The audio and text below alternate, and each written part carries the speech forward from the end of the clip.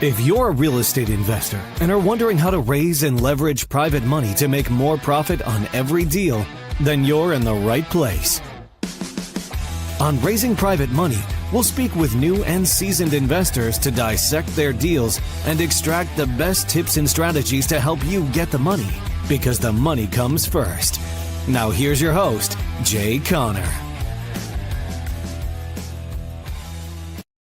Welcome to the Inspire to Invest podcast, where we're sharing inspiring stories from business owners, entrepreneurs, and real estate investors on the pursuit of wealth and financial freedom.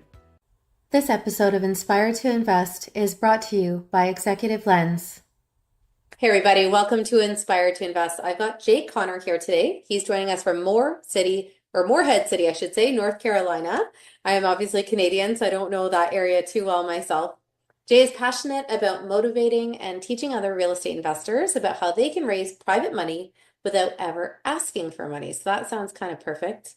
As a result, he's consulted with over 2,000 real estate investors over the course of his career. And when he lost his lines of credit at the bank back in 2009, he raised $2,150,000 in private money in less than 90 days when he got cut off from the bank. So I think that'll definitely be a really interesting story that we can dive into.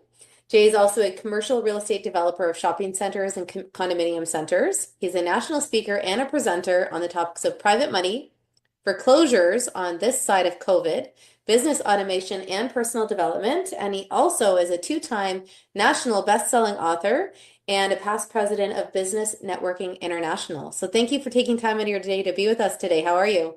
Serena, I'm fantastic. Thank you so much for inviting me to come along and talk about my favorite subject that I'm so passionate about, that being private money for real estate, because that's had more of an impact than any other strategy that we've employed ever since 2009. Yeah, and obviously back in 2009, I know that's kind of when a lot of things were falling apart due to the recession, but maybe we can go back a little bit further and you can talk about how real estate came into your life. And then when you were dealing with this big catastrophe back in 2009, how you really use that as a chance to shift your priorities and shift your strategies so you come out successful on the other side. Sure. With my wife, Carol Joy, she and I started investing in single-family houses all the way back in 2003. Here in our little area of Morehead City, North Carolina, our total target market is only 40,000 people. Yeah. And I do that on purpose. I like to be a big fish in a small pond and dominate the market. And so we do about 2 to 3 transactions a month. Our average profits are $86,000 per deal. Now, I do not say that to brag. I do not say that coming from a place of ego. I say that to make a point. And the point is there's an argument to be made, a strong argument to be made, that it's much easier to focus in a smaller market than competing with other real estate investors in the big cities, right? Yeah. So that's why I share that. So we started in 2003. So from 2003, Serena, until January of 2009, our first 6 years investing in single-family houses, the only thing I knew to do to get my deals funded was go to the local bank, get on my hands and knees, say, please fund my deal, fill out applications, have my credit score pulled, pull up my skirt so the banker can look at my personal assets, give him my financial statement, get a colonoscopy, the whole 9 yards. Yeah. That's all I knew to do. That worked okay. That worked okay for the first 6 years. But then in January 2009, Serena, everything changed. Everything changed. Yeah. I was sitting here at my desk, and believe it or not, we actually still have landlines and cords attached to telephones and handsets here in North Carolina. Anyway, in January 2009, I had 2 houses under contract to purchase. I thought I still had a line of credit at the bank. Yeah. And so I called up my banker. His name was Steve. He'd been my banker for 6 years, and I told him about these 2 deals I had under contract. Well, I learned like that over the telephone that my line of credit had been shut down with no notice whatsoever. I said, Steve, what in the world are you saying? You've shut my line of credit down. I've never been late on a payment in 6 years. I got an 800 credit score. Yeah. We got a great business relationship. Why are you closing my line of credit? He said, Jay, don't you know there's a global financial crisis going on right now? I said, no, but you just gave me a global financial crisis. So I can't fund these two deals. He says, sorry, we're not loaning money out to real estate investors. So I hung up the phone. Serena, I want to share with you and your audience a powerful question that I asked myself right after that conversation with my banker of getting cut off. I sat here at my desk, and here's the question I asked myself, because you know the power is in the questions. Yeah. The question I asked myself was, I said, Jay, who do you know that can help you with your problem? And by the way, these people running around saying every problem is an opportunity, I want to throw up. I didn't have an opportunity. I had a problem. Let's face reality. This is a problem. Yeah. Well, you know, when I asked myself that question, I immediately thought of our dear friend, Jeff Blankenship. He lived in Greensboro, North Carolina at the time, and I called him up and I told him what had just happened. Yeah. He said, well, Jay, welcome to the club. I said, what club is that? He said, the club of having the bank shut down your line of credit. They shut me down last week. I said, well, Jeff, how are you going to fund your real estate deals? Yeah. He said, well, have you ever heard of private money and private lending where an individual, a human being just like us, can loan money out from their investment capital, earn high rates of return safely and securely, and there'll be a private lender? I said, no, I never heard of that. He said, well, even better than that, have you ever heard of self-directed IRAs? Yeah. You call them something different in Canada, same thing. Yeah.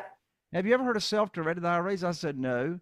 He said, well, an individual can use their retirement funds and transfer it over to a self-directed IRA company, loan the money out, and now you'll pay them either money that will be tax deferred or tax free. I said, Jeff, I don't have a clue what you're talking about. But I tell you what I did, Serena. I learned about private money. Yeah. I put my program together that I was going to teach and educate people, first of all, in my own connections. So you know what I did? I put on my teacher hat that says private money teacher. Yeah. And I went about in my own connections teaching people what private money is, how they can earn high rates of return safely and securely without attaching a deal to it. You see, that's the big secret. Serena, I have were you never creating asked, a fund then early on, like kind of like a mortgage-backed security, or? No, so everything I do from early on until right now is what we call a one-off. Okay. So I didn't create a fund for people to invest in a fund. Okay. Each private lender gets their own promissory note, which of course is important in Canada. They get their own promissory note and they get their own mortgage or deed of trust that collateralizes that note. So we are not borrowing unsecured money, but they are getting their notes collateralized. So when you talk about getting it collateralized, is it registered like a mortgage, or how exactly would they? Okay. Yeah, it's on public record. Okay. Just like a mortgage. In And fact, are you typically using like a group of investors per property, or how exactly are you structuring that? It depends on the size of the deal. So if I've got a large single-family house in value of, say, $800,000, I may have 2 or 3 private lenders funding that deal. Yeah. But each one has got their own promissory note, and they each have their own mortgage or deed of trust that's collateralized. And each of them know what position they're in, right? Yeah. And so we have this thing called total loan to value. So I don't borrow more than 75% of the after repaired value of the property, and that's adding up all the notes to where they don't total more than 75% of the after repaired value. That keeps it conservative. Now, is your goal then to use that just to purchase the property and keep it, say, under the term of a year, and then traditionally like move to regular financing? Or what's kind of the exit strategy at that point? Well, it does depend on the exit strategy. If you're doing a buy and a hold, guess what? What I pay my private lenders is the same as or now less than commercial rates. Here in the United States, I pay a straight 8%, no points, no origination fees, no junk fees, no extension fees, a straight 8%. My buddy down at First Citizens Bank 3 weeks ago just closed a commercial loan for 8.1%. Mm-hmm. So if we were 3 years ago, I would say if you're going to buy and hold, use private money to fund it, Yeah. get it rehabbed, and then refinance. Yeah. Now, if you're going to flip the property, then obviously no refinancing. You Yeah. just flip it, pay your private lender, and I pay either monthly, quarterly, or semi-annual. Or if it's a quick flip, I'll just let the interest accrue Yeah. and pay them off with the accrued interest when it's ready to sell. Yeah. Yeah. I mean, I just ask a little bit more because there's actually been very significant distress in a lot of our communities here in Canada. And I don't know if that's really touched on, some of the things in the States. And I know legally and politically, there's a lot of things that are very different. So, for example, the laws, I think, are far stricter, come with greater penalties. They can come with, decades of jail time. Where here, some of the companies that have created some of these situations, or at least added to them, the police have said, worst case, maybe they'll see a year. And I'm talking about like tens of millions, if not hundreds of millions of dollars that have been lost and mismanaged. And in a lot of cases, it's kind of like you're describing, that they thought it was collateralized. There was one property, but then the issue is that it wasn't registered, for one. And for two, there was just so many P notes added to a property, it far significantly outweighed what the value of the property was. So for example, there could be $50,000 P notes, which is almost like $1 million on a property worth 400,000. Like, Oh my word. it's crazy, right? So it's just very, very significant elements of like fraud and mismanagement and things like that. So that's why I was just asking a little more, because I have seen things where people thought that, there was, we knew that we weren't maybe on title, but there were, we all thought that there was Yeah. a measure of security and a matter of leverage and stuff. And then as we're peeling back the layers of the onion, there's just Well, there's really you no know what, Serena, recourse. you just brought up a very, very important point that I think we should share some advice. And that advice being to individuals that are investing and loaning money out, Yeah. right? So it's sort of like Ronald Reagan, trust but verify. Yep. So here's one piece of advice. If you are a new private lender or an investor and you've never done it before, and first of all, know the operator, for goodness sakes. Do you trust the operator? How well do you know the operator that's overseeing the deals? But trust and verify. Yeah. So here's two more layers to those of you that are interested in being a passive investor. The second layer is, here in North Carolina, deals are closed, real estate deals are closed with real estate attorneys. Yeah. In my opinion, I think every real estate deal should be closed with a real estate attorney. But Yeah. a lot of states here in the U.S. use title companies, right? So here's the deal. If you are going to wire your funds to a real estate attorney's trust account or a title company's trust account, then for goodness sakes, get on the phone with the closing agent. Yeah. And get that closing agent to tell you and verify that the mortgage is going on record. Yeah. Is it going on record? Yeah. I want if this is my new rodeo, I want them to tell me this baby's going on record, right? Yeah. Secondly, I want them to tell me what position I'm in. In other words, I want, as the lender, I want to see that promissory note and review it before closing. Of course. Yeah. Do not wire your funds until you've seen the promissory note and see the terms and what position are you in. Yeah. Are you in senior position? Are you junior position? Yeah. And look at the terms. What's the interest rate, frequency of payments, etc. Review it.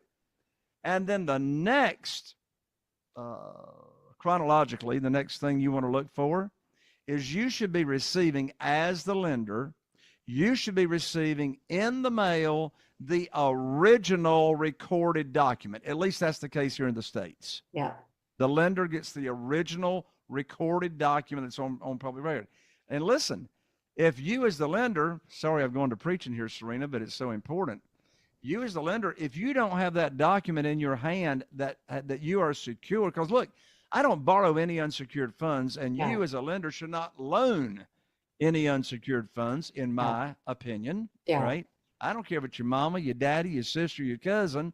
Everybody should be protected. Look, my mother, who just recently passed away, she was one of my private lenders and investors for years. And guess what? I gave my own mother the same protection that I give all my other lenders. Yeah. name them on the insurance policies as the mortgagee and et cetera. So back to what I was saying, if you as the lender, if you haven't received that original recorded mortgage or deed of trust, depending on where you are, within a couple of weeks after closing, you want to be on the phone with the closing agent and say, hey, where's my recorded document? Yeah. Yeah, and I agree. And I think just because of some of the communities that we have here, I think there was a level of trust that maybe was far greater than should have been given to some of these operators. And they're very celebrated, put on stages, promoted kind of among these communities. And it was very common to see unsecured promissory notes, right? So offering 15, 16, 18%, but everyone believed these operators had these significant portfolios. So even though, yes, you're unsecured, there was still that level of comfort thinking, well, they have this big portfolio backing us. And, a lot of them ran into issues just scaling too fast. Work wasn't getting done. There was vacancies, and it created issues of like insolvency and maybe led into receivership and stuff like that, right? So I just wanted to get a better understanding of how you're doing it, just because I've seen really like how you should never do it, at a great scale that's affected honestly, probably thousands of investors. I'm talking over $500 million, right? So it's very significant. Yeah. I was just going to say, while we're giving red flags and warnings to everybody, let me give another red flag and warning to you, the borrower. Okay? So everything that I've been talking about so far, as far as in the context of putting on my teacher hat and teaching people, right? Those are people in my own connections. So I'm not putting on my teacher hat, say if I'm at a networking event at a self-directed IRA company, 70% of those people want to loan you money on real estate. Well, you're not going to put on your teacher hat. They already know. They already know what private lending and all that is. That's a negotiation conversation. But anyway, here's a red flag for you if you're a real estate investor and you're looking to borrow money. So.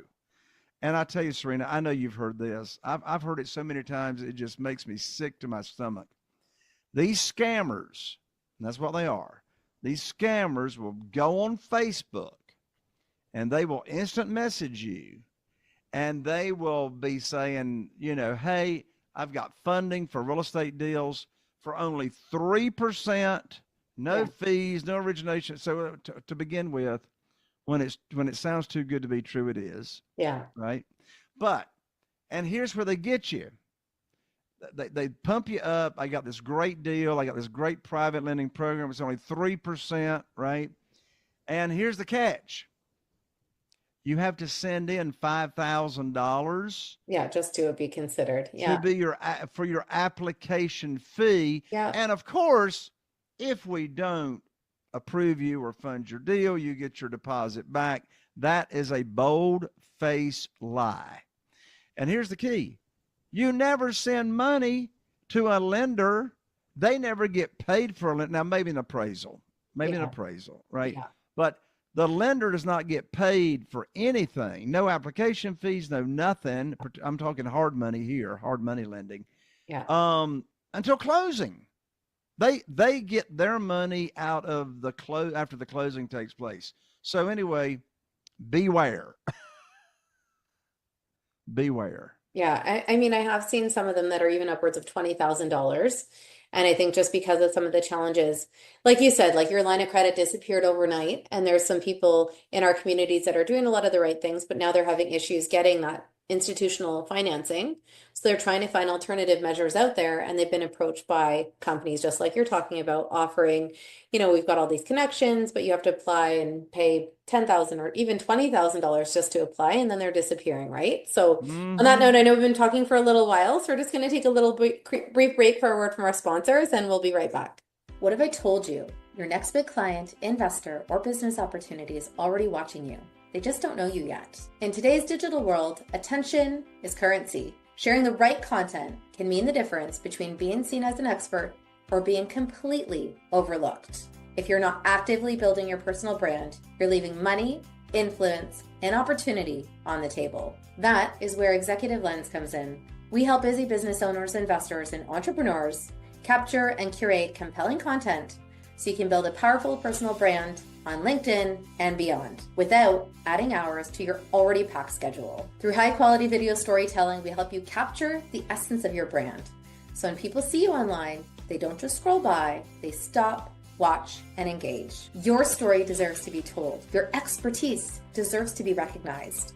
And your personal brand, it absolutely deserves to stand out. Let's make that happen. Turning content into connection, LinkedIn leadership starts here. Find out more at executivelens.co. Inspired to Invest is proud to support the Beyond Success program. In today's complex world, it's absolutely crucial for our youth to learn how to take charge of their financial future. We believe that every young person deserves access to accurate, practical financial information.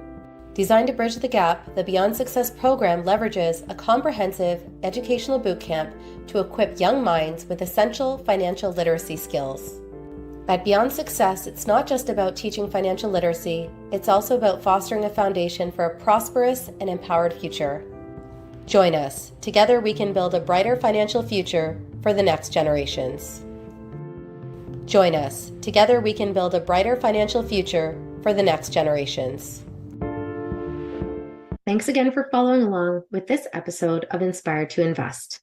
In addition to real estate, investing, and running my own brand experience agency for 18 years, I also published a book called The Accidental Entrepreneur in October of 2021. This is my story, and it chronicles how I turned tragedy into triumph to embrace my destiny in entrepreneurship. If you're interested in picking up a copy, you can find the link at serenahomesrealtor.com, and you can also find my link tree with all of the retailers in the details below. Thanks again for your support. Hey everybody, welcome back to Inspired to Invest. I've got Jay Connor here with us today, and he's talking about mortgage-backed securities and private lending that is secured against an actual asset. In some cases, that could be syndicated with a few lenders on a property, but he really had to get creative back in 2009 when the bank cut off his line of credit, and he's talking about teaching all the ins and outs and red flags to watch for. Now, I guess in terms of some of those other challenges that you've experienced along the way, you found this new strategy. Can you talk a little bit about, how the last 10 to 15 years have gone, and what would you perceive as maybe the greatest challenge that you've overcome and some of those successes that are attached as well? Sure. Well, when I backed into this world, and I backed into it, I wasn't looking for private money until I had to find a better and quicker way to fund my deals, and I couldn't rely on the local bank. Right. And so my definition of coincidence is God's way of staying anonymous. Yeah. Timing's everything. So again, it was January 2009. And so when I learned about private money, our business, now bear in mind, when did this take place? This took place in the middle of the crash and foreclosures everywhere here in the United States. Yeah. I mean, it was falling apart. And so I learned about private money. And interestingly enough, what happened was all these foreclosures were coming onto the market, going to settle at the courthouse steps. Banks were not lending money. Now, there's an interesting stack of cards right there. Yeah. Foreclosures abundant, and the banks are not lending money. Yeah. So you had to have the cash, you had to have the funding available yourself to take advantage of those foreclosures being sold at the courthouse steps. Serena, our business tripled in 2009. Wow. In the midst of that, global financial crisis, because why? Yeah. Because we had the funding available, private money from individuals. And look, it was like a vortex. It was like a beautiful, perfect vortex that came together. I had so much money chasing me, I couldn't use it all. That's a good problem. And they were sick and tired of the low rates in the CDs. The stock market was so volatile, people were losing money. Yeah. And so it's like individuals were looking for a place to put their money, safe and secure. Yeah. Now I got the money. Now I can pick and choose on the foreclosures. And what I found myself was being a servant. I was like an orchestra director, pulling the pieces together and making beautiful music. And I want to make this comment. One of the biggest lessons I learned is your mindset. I tell people all the time, they say, Jay, how do I get started in private money? How do I get started? I tell you how you get started. You got to own the real estate between your ears. That's the first thing you got to do. And what do I mean by that? What I mean by that is the mindset. No begging, selling, chasing, persuading. This is all about leading with a servant's heart. Yeah.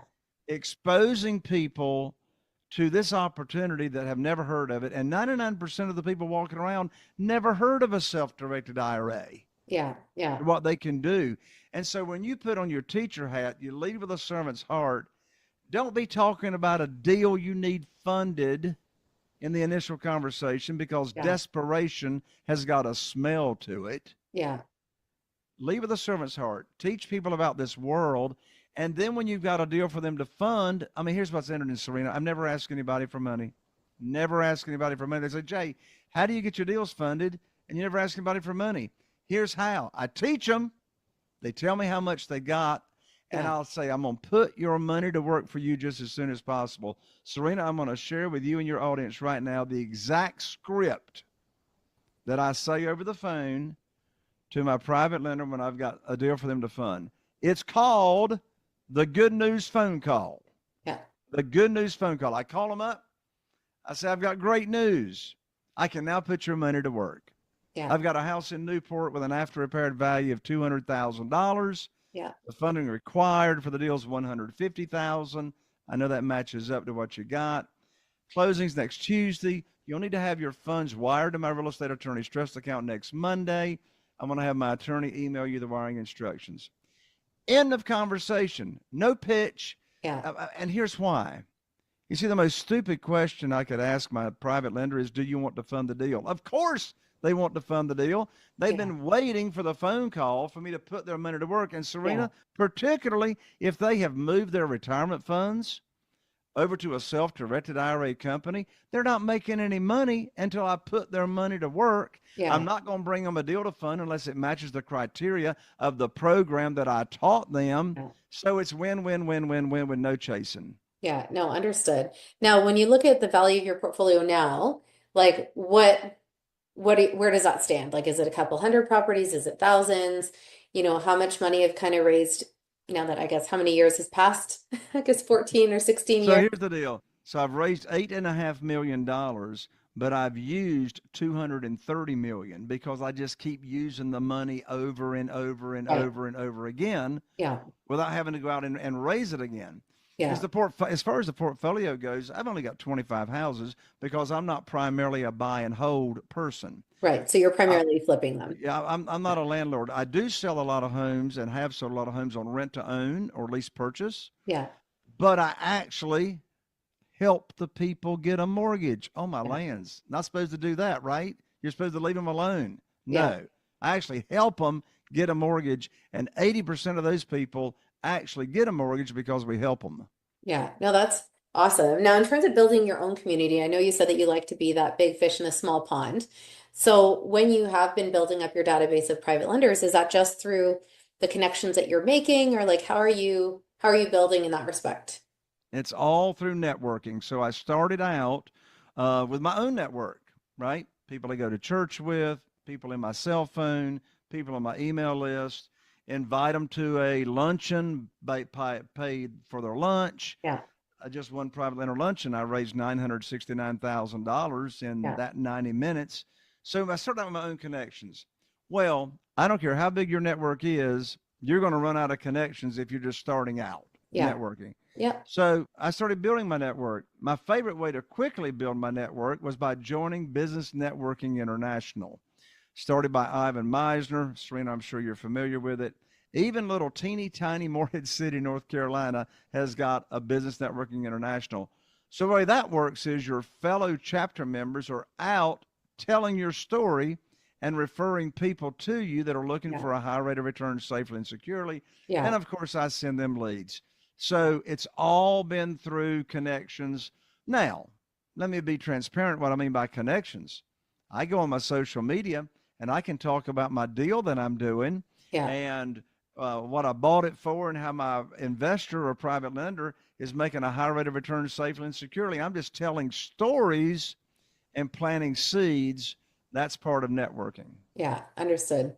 Now, in terms of advice, what would you say is some of the best advice that you've gotten, as your journey has continued, and something that you would pass along to someone that is starting out? Well, some of the best advice. Well, how long have you got? I've lost hundreds and hundreds of thousands of dollars by screwing it up and making stupid mistakes.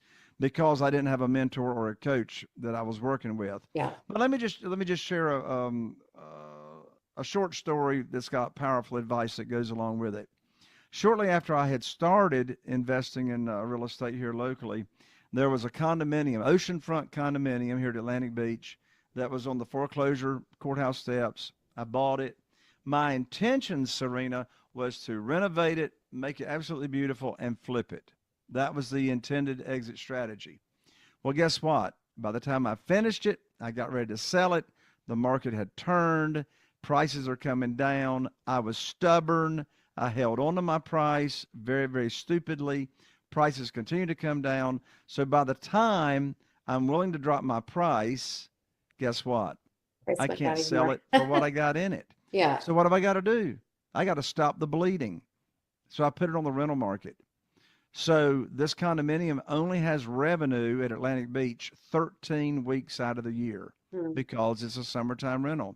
Yeah. So I could not rent it out for enough to cover my carrying cost, my underlying debt and HOA fees and utilities. So for a number of years, that was a bloodbath. I was not going to let it go back into foreclosure because I just wasn't. And so I lost money for years. What's the lesson learned? Here's the lesson. Here's the advice. Take it from somebody that's got to screw it up first before I get it right. And that is, regardless of your intended exit strategy on a single family house, make sure you run the numbers that it will cash flow if you're stuck with it and you got to rent it out. Yeah. Awesome. Now, in terms of how real estate investing has changed your life in terms of things like financial freedom and time, what would you say, what kind of an impact would you say that it's had on your life? Time. So when I started out, I didn't know how to do that. I didn't know how to make that work. I came from the corporate world. Yeah. In the corporate world, work all the time. So that was my programming. That was my mindset. So when I left the corporate world to come into being an entrepreneur in 2003, then it was all different. It's just me, my wife, starting out, that's it. Yeah. And then we grew from there. And so what I learned is I need to be a 3D person, which stands for dictate, delegate, and disappear, and get out of the way. You can't scale this business running around with your hair on fire, doing this by yourself. So one of the first things I did was I hired a part-time acquisitionist that started talking to motivated sellers for me and to get the initial information, right? And then I grew from there to having a lead manager. And the lead manager is in the Philippines. Her name's Trixie. She's been with me for 5 years. Her job is to make sure no leads fall through the crack because the money is in the follow-up. Yeah. And then along with that, software and CRMs, customer retention management, critically important. I mean, Serena, I was so stupid. I started out running this business with sticky notes and yellow pads to remind me what to do. That is not the way to go, my friends. Yeah. So having really, really good software that keeps up with all your leads, what happened, what's the last conversation, what should happen next. Yeah. And then as a result, you can do what I'm enjoying when I say time. I'm actually working in my real estate investing business less than 10 hours per week because of automation, because of the software, because of having a system, because of being organized. Yeah. And then the rest of my week, what do? When I'm not eating Cheetos on the couch, I don't know how to play golf. I don't know how to play chess. I play a little bit of checkers. What do I do the rest of the week? I spend wonderful time and moments of conversations with wonderful people like Serena, podcasting, sharing with the world what I know about private money and getting your deals funded without ever having to rely on banks. Awesome. Now, the name of this podcast is Inspired to Invest. So I always like to ask people if they've got a particular quote that motivates or inspires them. So, there's so many, Serena. There's so many quotes. So one of my favorites is by Jim Rohn, and it's not the one that most people associate with Jim Rohn.